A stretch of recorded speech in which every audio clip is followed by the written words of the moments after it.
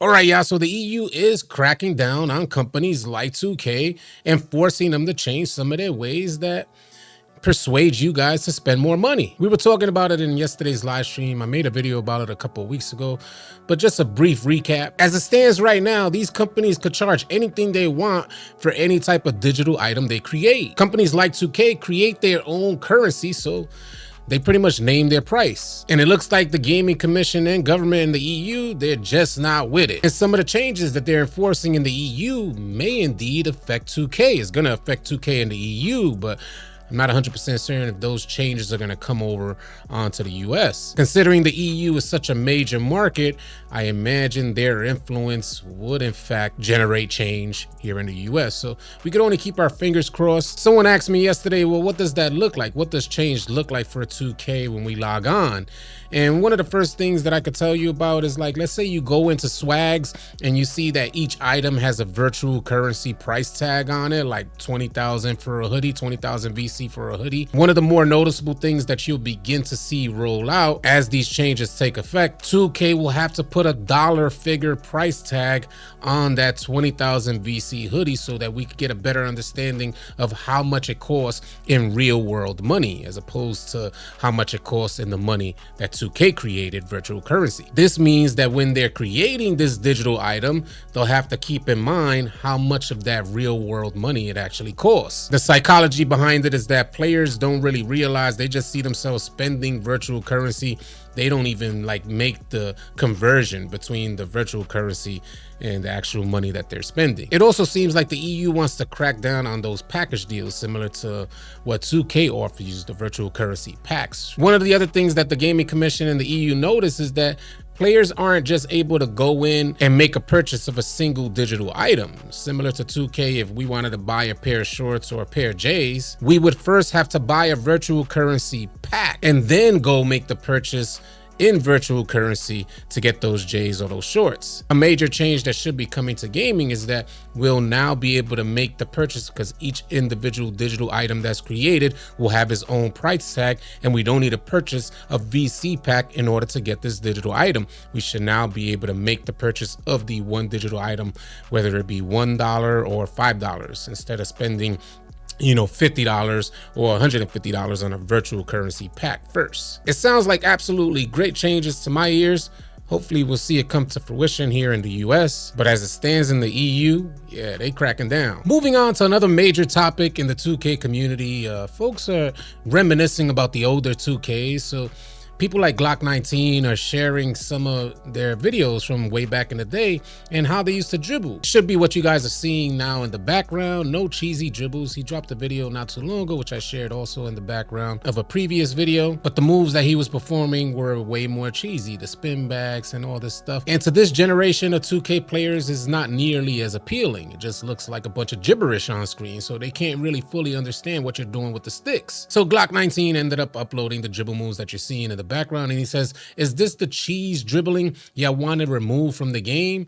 Didn't do any glitchy moves or spin backs in these, just straight combos into buckets with unique signature styles, something that 25 and the recent 2Ks just lack. One of the main reasons why players were moving so fluidly and dribbles seemed so smooth on older versions of 2K is because the defense was like non-existent. There was no impact engine, so what the defender was doing didn't affect the dribbler. In these newer versions of 2K, since the introduction of the impact engine, bumps and contact from the defender in front of you affect how fluid your dribbling is going to be. So as Chalk says, we're probably never going to go back to the days of this type of smooth dribbling with a defender right in front of you. Chalk says, I think the majority of creators really miss the premise when they're saying things like this. Regardless of how the dribbling system is, you will never, in capitals, never be able to actually see it because a lock is stealing the ball if you're dribbling like this 9 times out of 10. So I ask you guys, in your opinion, is this a more realistic, a better version of 2K, or do you want to go back to the older days where folks were just dribbling in front of the defender and, the defender's contact or reaching pretty much had no effect on the person dribbling the rock? I mentioned this stuff in a previous video. The defense was non-existent. I don't know how 2K will create a balance in these type of newer versions of the game. I also want to point out, because We don't want to just brush over. I'm talking about the transitions. Even without a defender in front of you, still looks slow and clunky. So 2K still needs some work on the transitions between animations. I have mentioned this once before because Pro Play is still rolling out, and next year they finalize all Pro Play animations. And I started noticing this clunkiness when they started talking about Pro Play. The way it is right now is that we got a mixture of animations, of Pro Play animations and motion captured animations, the old way in which 2K used to capture motion. And I personally believe there's just like a lack of effort on 2K's behalf to make sure that the transition between dribble combinations are seamless and smooth.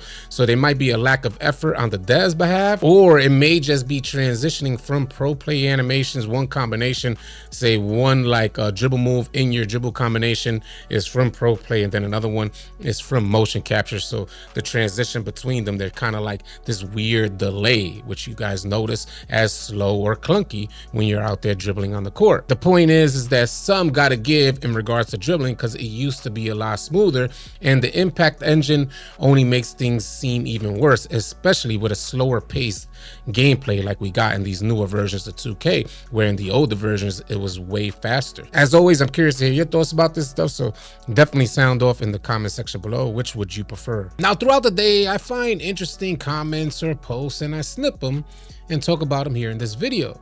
One thing I found interesting from Kyle Davis, he said, I think when 2K players ask for realism in the game, and this is mainly because there seems to be like things are lost in translation. 2K hella Confucius on what the 2K community wants. So I thought this comment was interesting. He says, I think when 2K players ask for realism in the game, I think they are asking to be rewarded if they do something correctly, like timing a steal, contesting properly and making the guy miss, or making the right amount of space to let off of their shot and timing it properly and actually being rewarded and making the shot.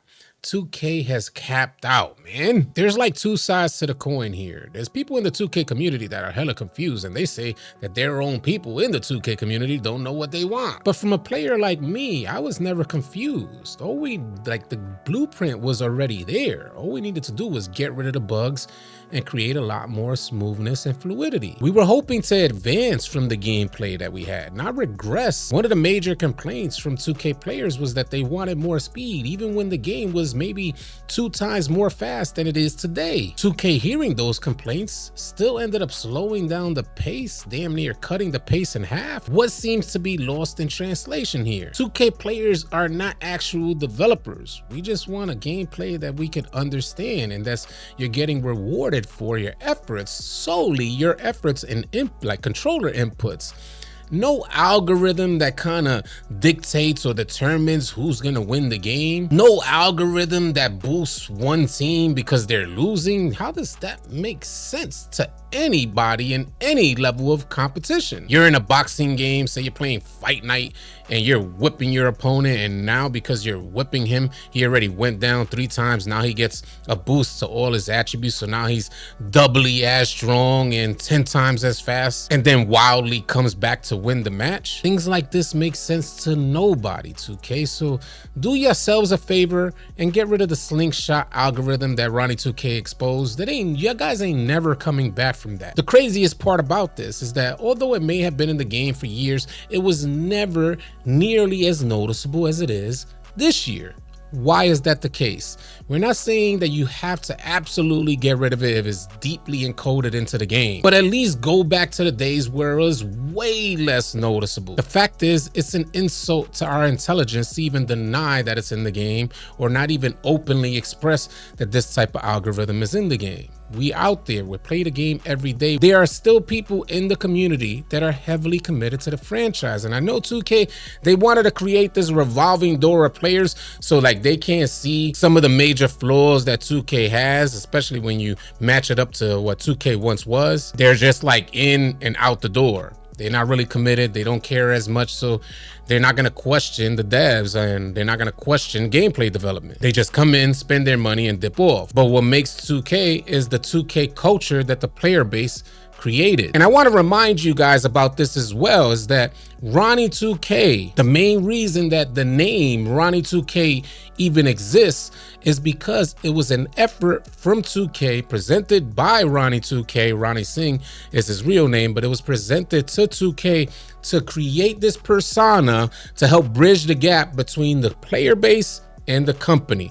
They wanted to personalize the company. They didn't want players to look at it like this big old company. They wanted to kind of have everyone just meet at ground level. Hence, this is where Ronnie 2K came into play. Players will become more invested when they feel like the company is at their level. And the same company that invested so much into bridging the gap now just turns their back. We don't hear from them. They go on hiatus. There's nobody managing the community. Gameplay design is primarily focused on generating microtransactions or recurring consumer spending, as opposed to actually generating a good game that'll keep the player base enticed the entire annual cycle. Well, neither here nor there. You guys know I could ramble on about this stuff for like another 2 hours.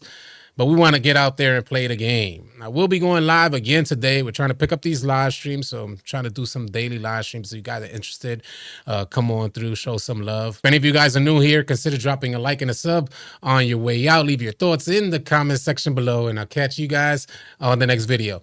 Easy, yeah. If you guys are tired of running with randoms and you're looking for players to run with on NBA 2K, come on out and join the AllCity 2K Discord. The link will be in the description below. Find players and get runs now. Drop a like and drop a sub on your way out. Leave your thoughts and comments in the comment section below. I'll catch you guys on the next video. Easy, yeah.